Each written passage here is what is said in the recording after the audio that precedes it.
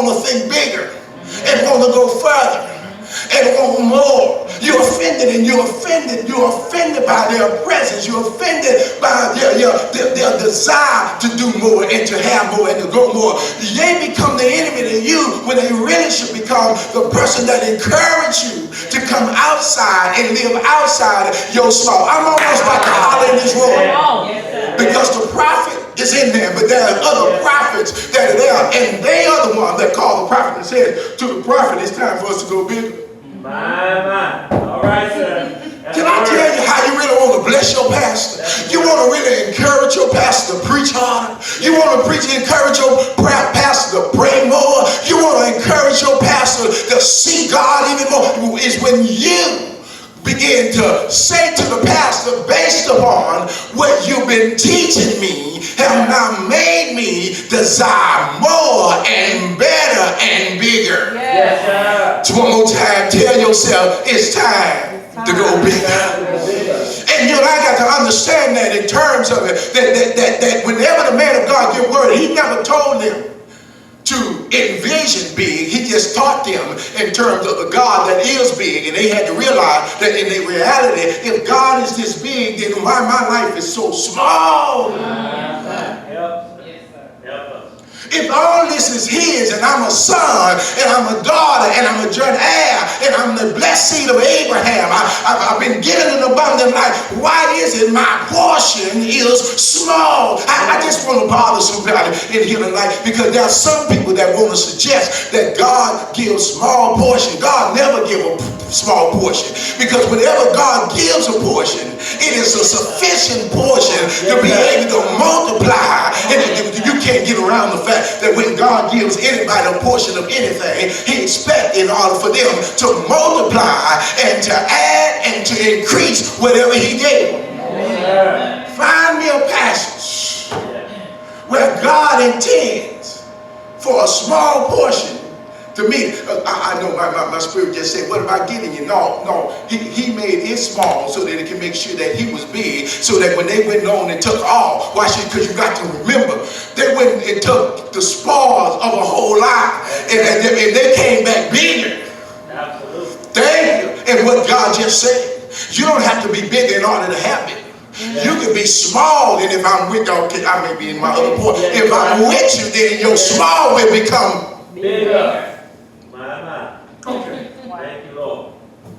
You know, he sent him home, and so told him, you're going to still get some part of the spoils. Yes, sir. Somebody in here missed that. He says, if you don't really want to go. If you really want to go to war, go on back. Don't worry about it. We're still going to share it with you.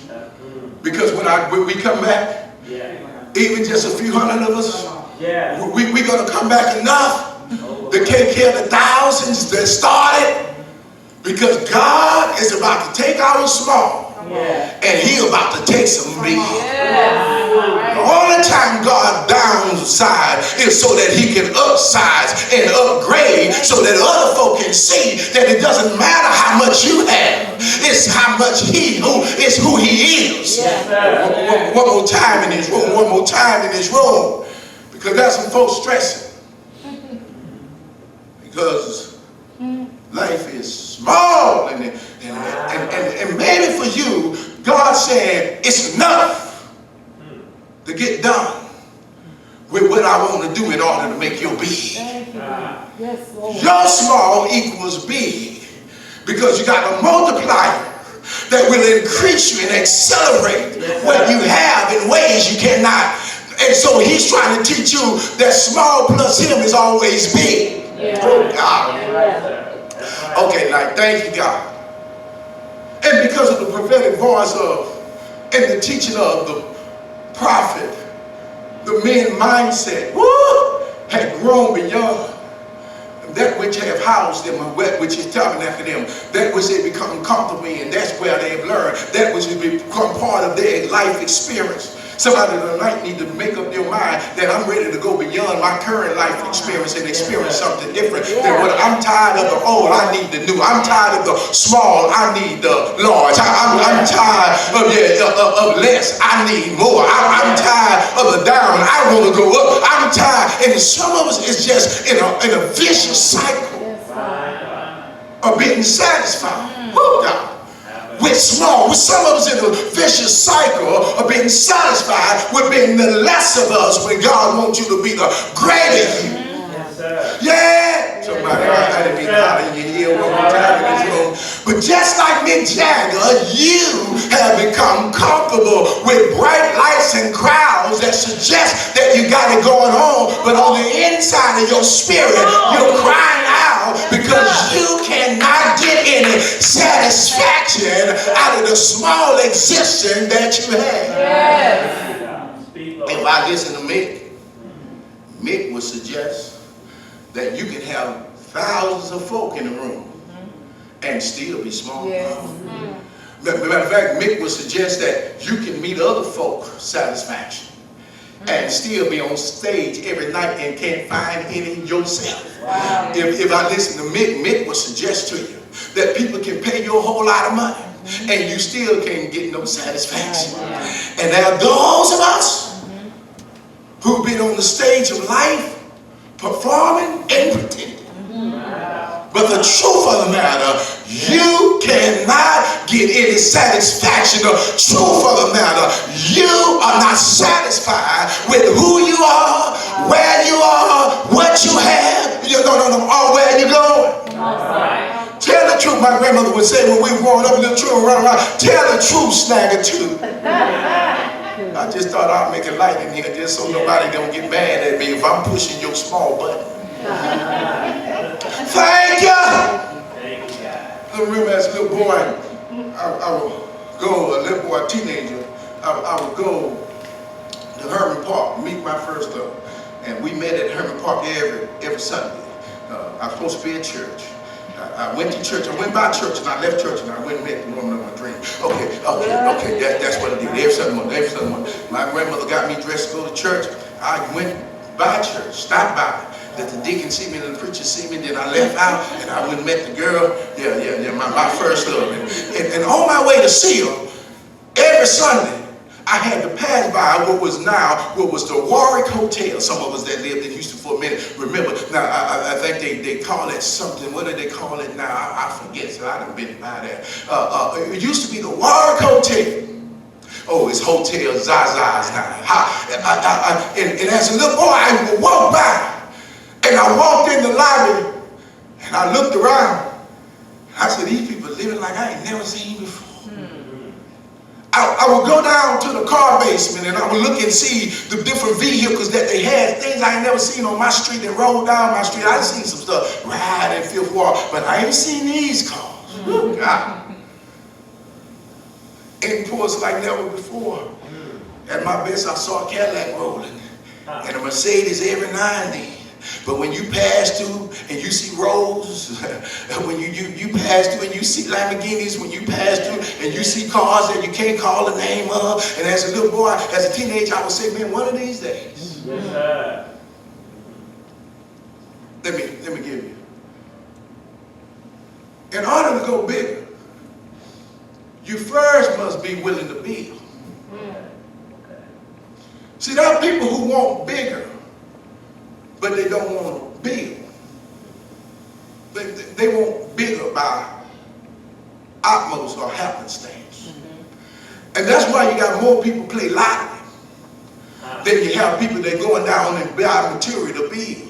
Yes, sir. Because you rather take a chance on it happening by happenstance than to get a plan and build it. I imagine right now, as long as some of us saved, sanctified, filled with the Holy Ghost folk, as much money as we done played the lottery, and as many scratch-offs we've done, we probably had enough, we probably gave enough to build our own house. Now, some of us need to tell the truth. You might need to build 2 or 3 houses. If you got a regular routine, and you got an undercover addiction, if you got to play it every week and every day, if you got to stretch every time you see Mega Millions, because you rather happenstance chance of getting it over against building it. Can I help you in this room? And I hate to disappoint any folk in here, but I got to tell you the truth that God won't let it happen for you by happenstance. He requires for you to build it so that and the reason why he requires for you to build it is because he requires for you to act on his plan. God has a plan, not a chance. He has a plan for your bigger. He has a plan for your greater. He has a plan for your more.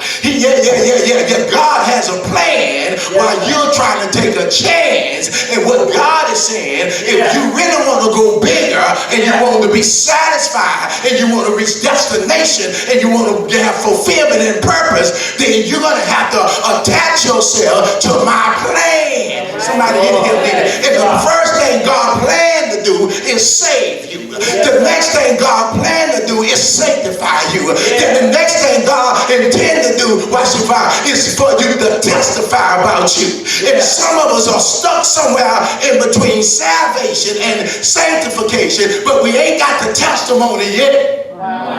Oh, can I mess you up? Because you're satisfied with the testimony that God saved. How many years ago did he do that? You're satisfied with the fact that I'm saved, I'm sanctified, I'm filled with the Holy Ghost, and I'm going to heaven. Is that enough? No. I need to smile right here because I don't want to make nobody mad with my frowning face. But I can tell in terms of the frustration that all too many believers have now signed off and decided that they would do nothing until they get there. But I just want to inform you, there's nothing to do when you get there.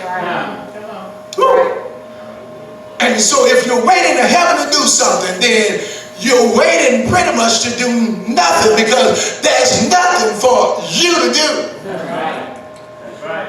Yeah, old folks say I'm going to walk around heaven all day and doing nothing. I'm going to walk the streets of gold. I ain't got to work and hustle for no thing. I walk on what I've been hustling for. Yeah. Won't be there laying on hands because there's a river that's good for the healing of the nation. Sick folk won't need you. Yeah. There's a fountain where millions will wash their robe in the blood of the Lamb. Yet the unsaved folk won't need you. Yeah. Thank you, God. Tell them one more time, it's time to go bigger. Because you decide that you're going to just live this life and live it out and play it out until you get there on the other side. And no. Thank you, God. Thank you, Lord. Yeah. I think I hear Jesus says, occupy until I come. Yes, sir. I think I hear Jesus saying, I need you to be about our Father's business. I think Jesus said, work while it's day, because when night comes, no man can work. I think I hear Jesus says, thou wicked servant, I gave you talents and possibility and opportunity, and you did nothing with it, but dig a hole and hide it when you know I come reaping from places where I have not. So I expect something out of you. Yeah. And I just want to tell you tonight, one of the things that he expects for you and I to do is to go bigger. And so the prophets, because they are under the proper word, they have been challenged, and that's something that has spoken to their spirit that have stirred them. It stirred them so much that they was uncomfortable with being in small. It's right there in the text. Thank you, God.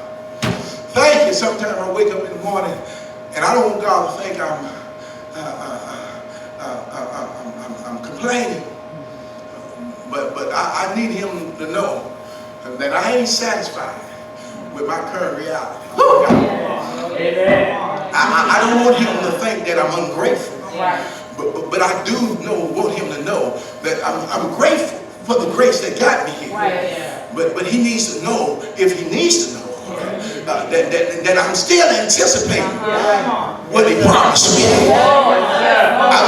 I won't let go of the dream. I'm not going to let go of the vision. I'm not going to give up my expectation. I'm never going to settle where you want me to settle. I'll never become satisfied with what you want me to be satisfied. I wake up every day in my life with a complaint in my mouth. That's right. That's for of y'all other saved, sanctified, filled with the Holy Ghost folk who talking about I won't complain. That's sheep. I'm going to complain until I get it right. I'm going to complain until the vision get clear. I'm going to complain until I understand the plan. I'm going to complain until I can understand. I'm going to complain until I bother myself to get out of my comfort zone. I'm going to complain until I run away every small mind, every small thinking. Everybody want to be lesser. I ain't giving it. Yeah. I'm like Caleb. Yes, sir. I don't care how old I am. Yeah. I still want my mountain. I'm like Caleb. I don't care how much time to pass. I still want what you promised me.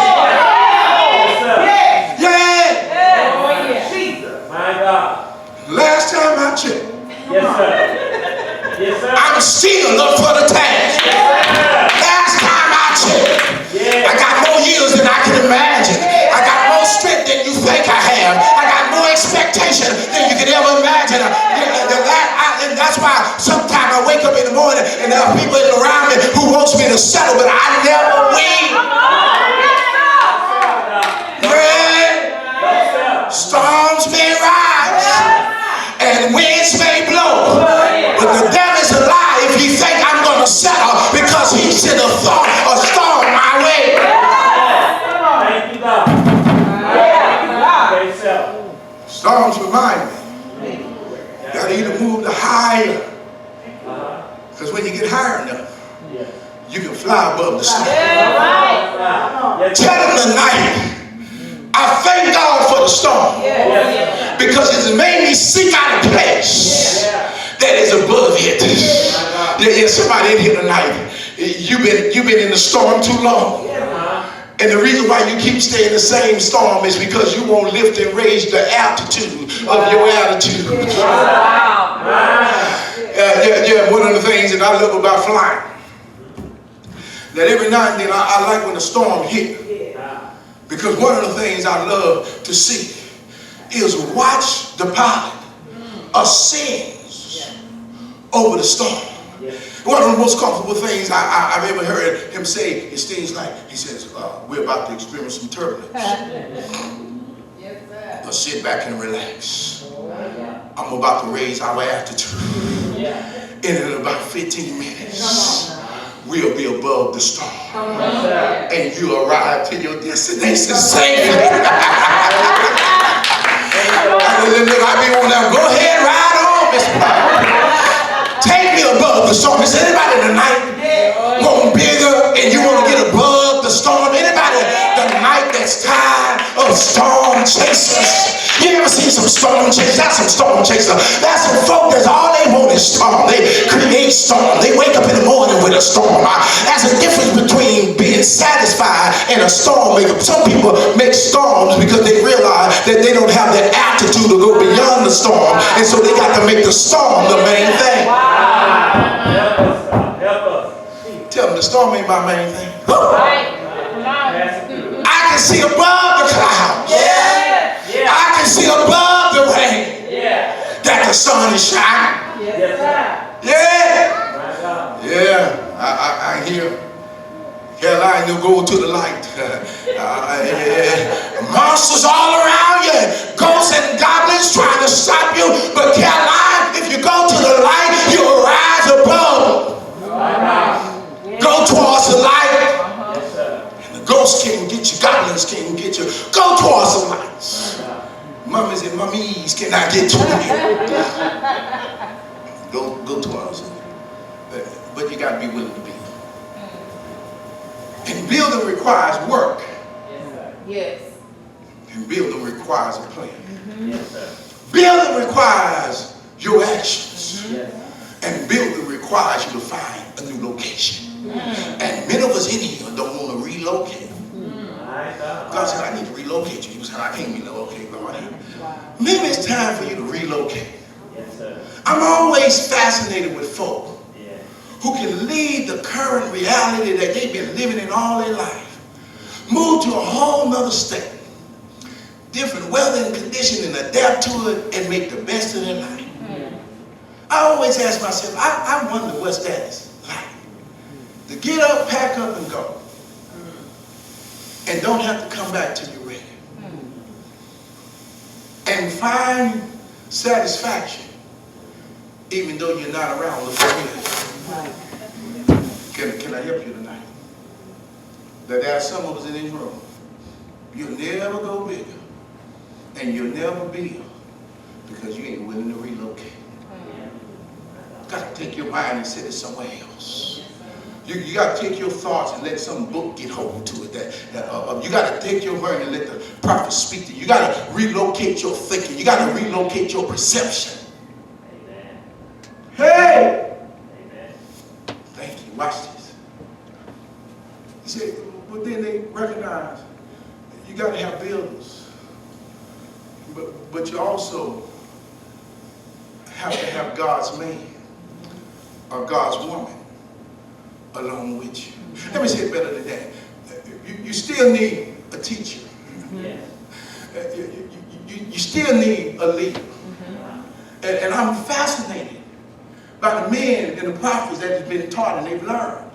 But they still recognize the essentialness of their leader or their teacher. You know, some folk, when they start building, they start eliminating the folk that was motivating them to build.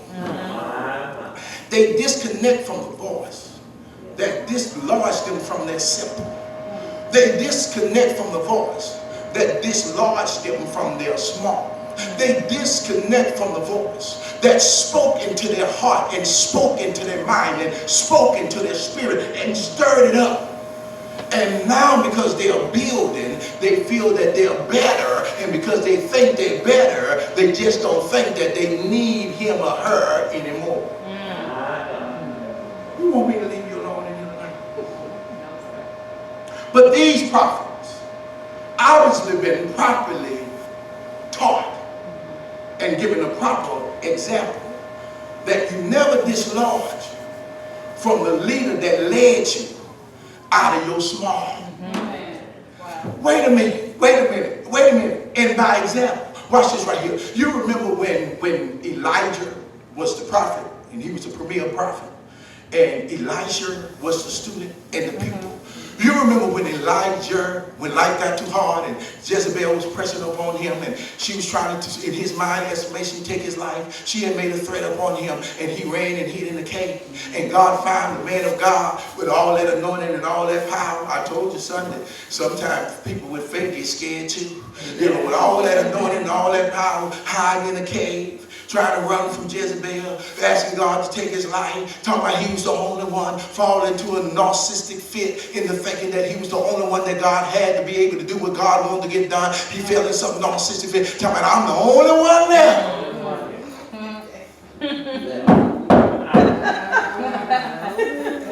It happened to the preacher, it happened to the pastor, it happened to the leader. I'm the only one. You sure you're the only one? Because God replied to him, I got some prophets that ain't never bowed. Matter of fact, they folk that you taught, that you just don't know that I had somebody to hide them. When it was time for you to call them forth. Somebody in here don't understand that you stay connected to the man of God, because what you won't never realize is that the anointing is connected to more people than you actually see in front of him. And that's what Elijah didn't realize, that the anointing went forth and it went stronger and it went further than what he thought it was. And God says, you know those men that you talk to and those men that you train and those that you release word, I got a man that hid them from Jezebel so she wouldn't kill them, and I got them just ready to hide in the cave, but they ready to come out and be prophetic, but they also ready to fight. Yes, sir. Right. Yes, sir. And you know, I've been dealing with this scripture, this text, y'all forgive me. I'm in the New Testament messing with stuff, and some things bother me. You know, one of the things that I hear him say is in terms of the pastor, it shouldn't be a brawl, and I'm trying to figure out how I'm not going to be.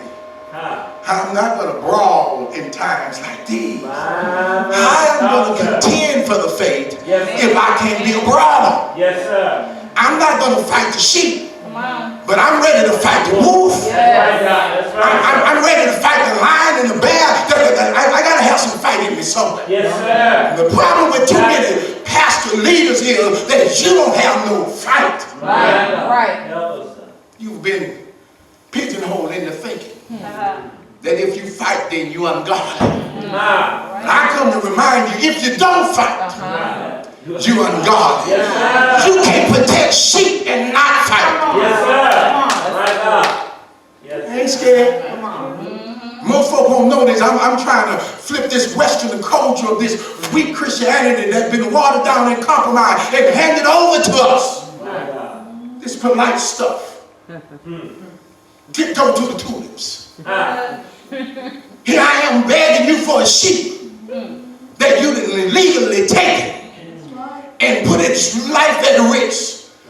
And I'm scared. That's why church don't show up at the dope house. That's why church don't show up where prostitutes and pimps are. That's why church, because you think that God only wants you to stand and be polite when he sends you to fight. Wow. Born and raised to fight. We're fighting for foolishness. Why I won't fight for kingdom? Come on. Come on, I know I'm satisfied one minute here with nobody else. The kingdom of heaven suffers violence. Violence takes it by force. Not the same force, but a God force. A God force. I don't pull the weapons of my warfare as not carnal, but they mighty to God. By pulling down the stronghold and casting away imagination. Yes, sir. And one of the strongholds in imagination that we got to cast away is that we are wimpy and we're scared and we ain't going to say nothing and we ain't going to show up on the street and we scared. Listen here, if I die, let me die.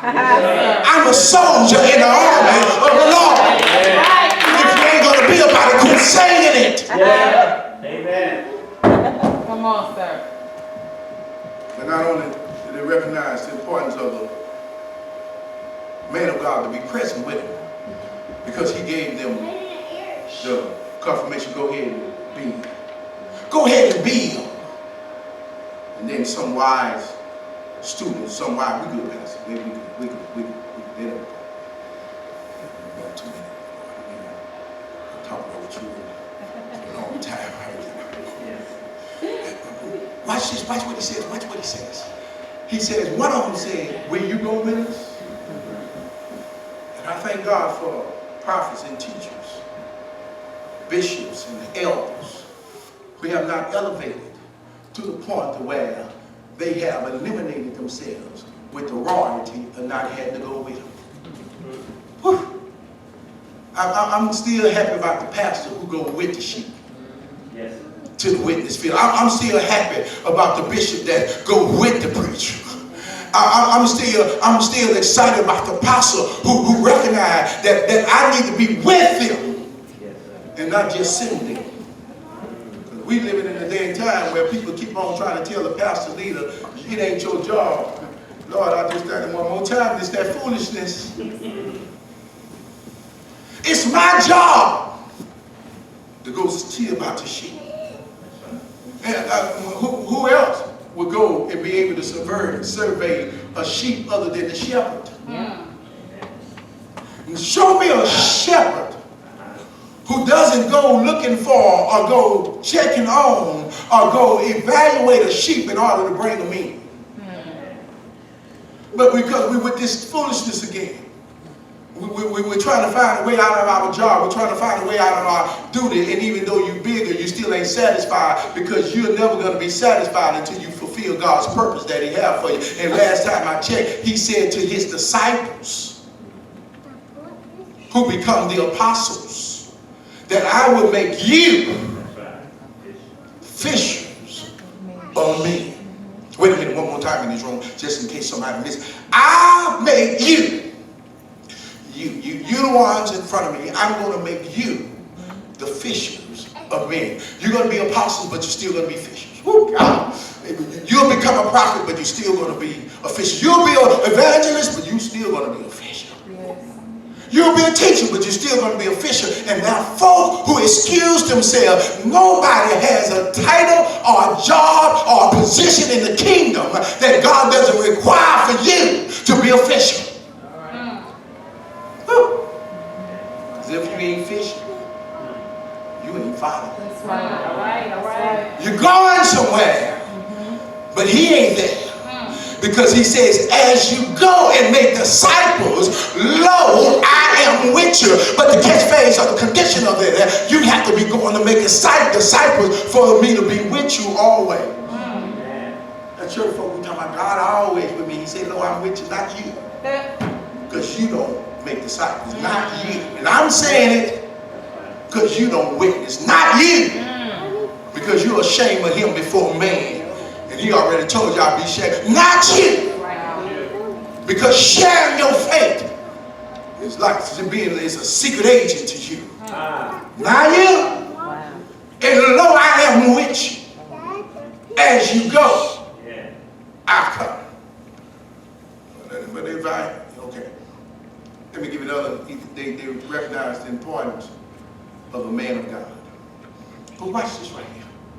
They recognize the power of God. Ooh, God.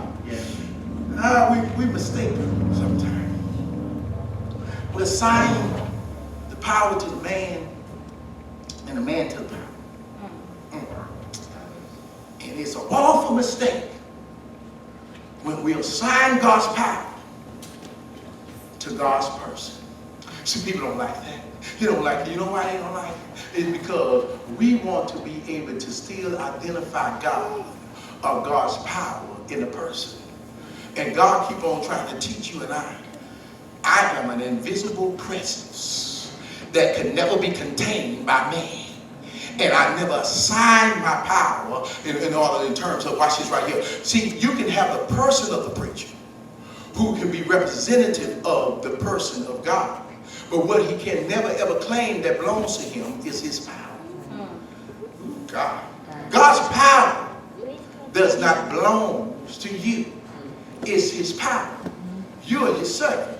You are just a vessel. You are a conduit. You doesn't have an assigned a lot of time of his power. Most of us in here would blow our mind in terms of that, but actually you on refill each and every day based upon the fact of whether or not you need it. Let me say this one more time.